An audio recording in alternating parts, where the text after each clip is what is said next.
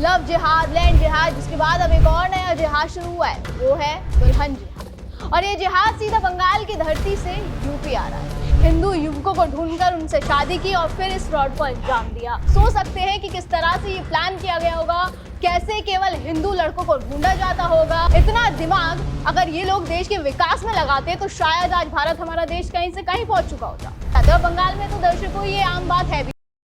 नमस्कार, मैं निकिता रस्तोगी, आप देख रहे हैं DNP इंडिया। हमारे देश में जिस तरीके से हर रोज नए नए जिहाद सामने आ रहे हैं, उसे देखकर ऐसा लग रहा है जैसे इसकी अब कोई सीमा नहीं रह गई। लव जिहाद, लैंड जिहाद, जिसके बाद अब एक और नया जिहाद शुरू हुआ है, वो है दुल्हन जिहाद। और ये जिहाद सीधा बंगाल की धरती से यूपी आ रहा है। एक ऐसा जिहाद जिसने पूरे सुरक्षा तंत्र की नींद उड़ा दी। बंगाल में बौखलाहट इस कदर बढ़ गई है कि अब वहां का एक विशेष समुदाय यूपी में घुसकर लूट का बड़ा नेक्सस चला रहा है।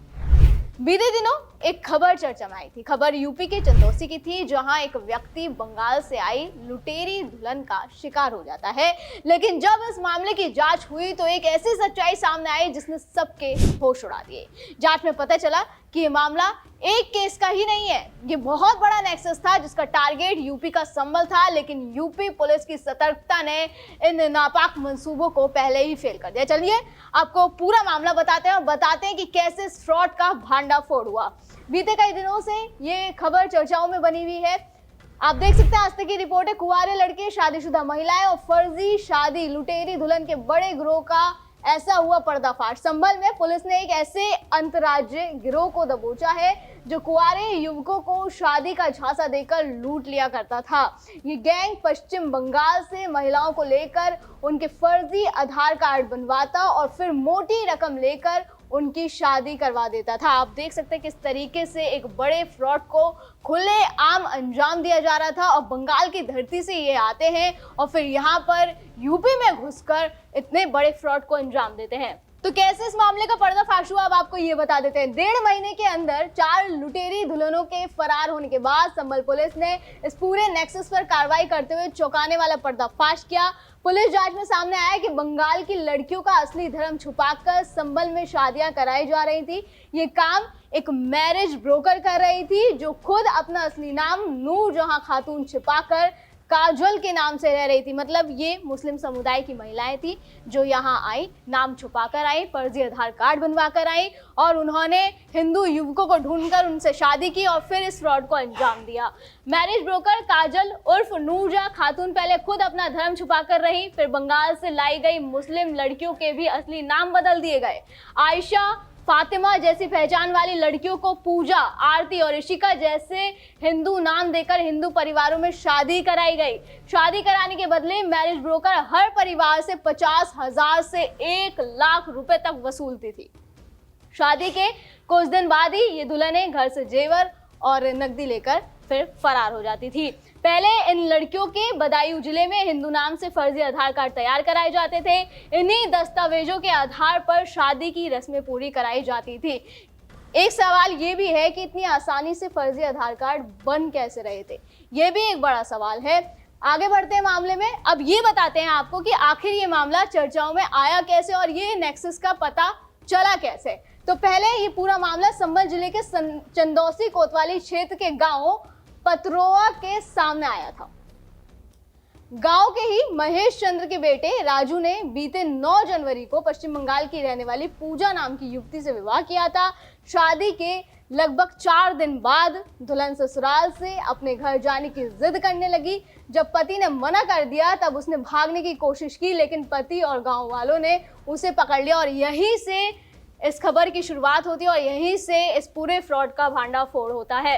इस मामले की सूचना 21 जनवरी को पुलिस को दी गई, जिसके बाद Chandausi crime inspector Vineet Bhatnagar police बल के साथ गांव पहुंच गए। जांच पड़ताल के दौरान सामने आया कि पूजा का असली नाम आयशा खातून है। वो हिंदू नहीं थी, वो मुस्लिम लड़की थी और वो पश्चिम बंगाल के 24 परगना की रहने वाली है, जो कि आधार कार्ड में उसके दर्ज है। अब बता देते हैं कि इस पूरे मामले की जांच के दौरान आखिर किन किन शादियों का और किन किन फ्रॉड का खुलासा हुआ। तो सबसे पहले डेट वाइज आपको बताते हैं। 22 दिसंबर 2025 को 55,000 रुपए लेकर भोले की शादी आरती नाम की लड़की से कराई गई। फिर 9 जनवरी 2026 को 53,000 रुपए लेकर राजू की शादी पूजा यानी कि जिनका नाम आयशा खातून है उनसे कराई गई। फिर 9 जनवरी 2026 को 75,000 रुपए लेकर प्रवेश की शादी दूसरी पूजा से कराई गई।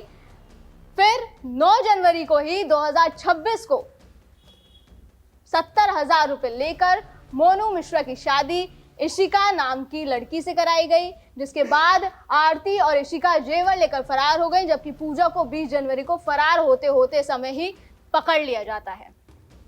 इसके अलावा ये नेक्सस यहीं तक सीमित नहीं है, इसका कनेक्शन बदायूं से, मुरादाबाद से भी बताया जा रहा है। पुलिस फिलहाल इसकी जांच कर रही है। जांच में पता चला है कि नेटवर्क का संचालन बदायूं जिले से किया जा रहा था और मुरादाबाद और संभल में इस गिरोह ने अपने पैर जमा भी लिए थे। बंगाल में पहले से विवाहित, पारिवारिक रूप से अलग रह रही या आर्थिक दबाव में रह रही युवतियों को चिन्हित किया जाता था, जिसके बाद बदायूं के माध्यम से उन्हें संभल, मुरादाबाद और आसपास के क्षेत्रों में भेजा जाता था। पुलिस ये भी पता लगाने में जुटी हुई है कि बंगाल में कौन लोग युवतियों के इस नेटवर्क को जोड़ते थे, उनकी यात्रा और ठहराने की व्यवस्था कौन करता था और फर्जी पहचान के लिए आधार कार्ड में नाम और धर्म संशोधन किसके जरिए किए जाते थे। और ये पता लगाना बहुत जरूरी है, क्योंकि बंगाल से चलकर संभल आना, फिर हिंदू नाम का आधार कार्ड बनवाना और फिर डकैती को अंजाम देना, जाहिर तौर पर ये कोई छोटा मोटा काम नहीं है। आप सोच सकते हैं कि किस तरह से ये प्लान किया गया होगा, कैसे केवल हिंदू लड़कों को ढूंढा जाता होगा। इससे उनकी मानसिकता का भी पता लगता है कि किस मानसिकता के लोग हैं। सबसे बड़ा सवाल ये भी है कि कैसे इतनी आसानी से फर्जी हिंदू नाम के आधार कार्ड बनवा लिए जाते हैं। और बंगाल में तो दर्शकों ये आम बात है भी, क्योंकि आपने देखा होगा पिछले दिनों किस तरीके की खबरें आई। जब SIR हो रहा था तो बंगाल में कितनी बड़ी संख्या में फर्जी आधार कार्ड पाए जा रहे थे और उन्हीं आधार कार्डों को, उन्हीं फर्जी आधार कार्डों का दुरुपयोग यहाँ पर किया जा रहा है। इतना दिमाग अगर ये लोग देश के विकास में लगाते तो शायद आज भारत, हमारा देश कहीं से कहीं पहुंच चुका होता। लेकिन इन्हें शॉर्टकट अपनाने हैं, एक समुदाय को टारगेट करना है और समाज में गंदगी फैलानी है। बहरहाल मामले की जांच चल रही है। योगी की पुलिस पूरी तरह से एक्टिव हो गई है और ये पता लगा रही है कि शादी के बाद लूट कर फरार होने वाली युवतियां किन ठिकानों पर जाती थी, कहाँ शरण लेती थी, वो कौन लोग उनकी मदद करते थे। पुलिस के सामने ये सवाल भी है कि मुरादाबाद और संभल में कितने ऐसे बिचौलिए एक्टिव हैं जो आर्थिक रूप से कमजोर पुरुषों को शादी का भरोसा दिलाने में भूमिका निभा रहे थे। और दर्शकों, जिस हिसाब से योगी की पुलिस काम कर रही है, जल्द ही इसका भी भांडाफोड़ हो जाएगा। दर्शकों, इस खबर पर आपका क्या कहना है हमें कमेंट सेक्शन में जरूर बताएं। फिलहाल आज की वीडियो में बस इतना ही, फिर होगी मुलाकात। आप देखते रहें GNP इंडिया, हर खबर भरोसे के साथ।